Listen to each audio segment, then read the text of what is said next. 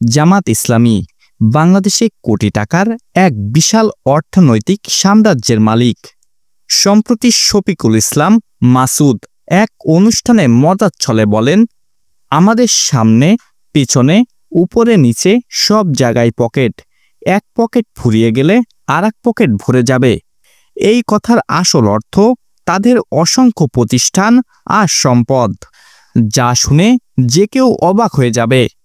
বাংলাদেশের জামাতের মালিকাধীন ও নিয়ন্ত্রিত শীর্ষ প্রতিষ্ঠানগুলোর মধ্যে রয়েছে ইবনে সিনা ট্রাস্ট, ইবনে সিনা মেডিকেল কলেজ ও হসপিটাল, ইবনে সিনা ডায়াগনস্টিক সেন্টার, ইবনে সিনা ফার্মেসি, সমিতা হাসপাতাল, মেডিকেল হসপিটাল, ইসলামী হাসপাতাল, health care farm, farm plus এবং আরও অনেক প্রতিষ্ঠান।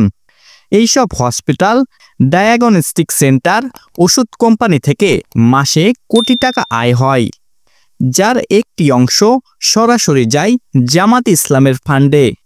এছাড়া আছে দুইটি প্রভাবশালী পত্রিকা, দৈনিক সংগ্রাম, দৈনিক নয়া দিগান্ত, যা জামাতের প্রচার বড় হাতিয়ার।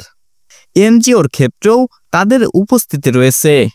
কেয়ার বাংলাদেশ, এখানে জামাতপন্থী ব্যক্তিদের দ্বারা প্রচলিত বলে অভিযোগ উঠেছে।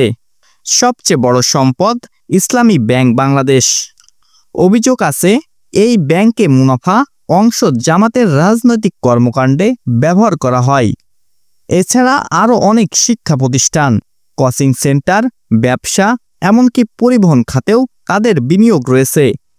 এই বিশাল অর্থনৈতিক নেটওয়ার্কই জামাতকে টিকে থাকতে ও রাজনৈতিকভাবে সংস্কৃত থাকতে সাহায্য করছে। আপনারা কি মনে করেন, এত বড় অর্থনৈতিক শক্তি দেশের জন্য কল্যাণকর, নাকি রাজনৈতিক স্বার্থে ব্যবহৃত এক বিপজ্জনক হাতিয়ার? দর্শক, ওয়ার্ল্ড নিউজের পক্ষ থেকে এই ছিল এখনকার মতো। ভিডিওটি ভালো লেগে থাকলে লাইক দিন এবং সাবস্ক্রাইব করে আমাদের পাশে থাকুন। ধন্যবাদ সবাইকে।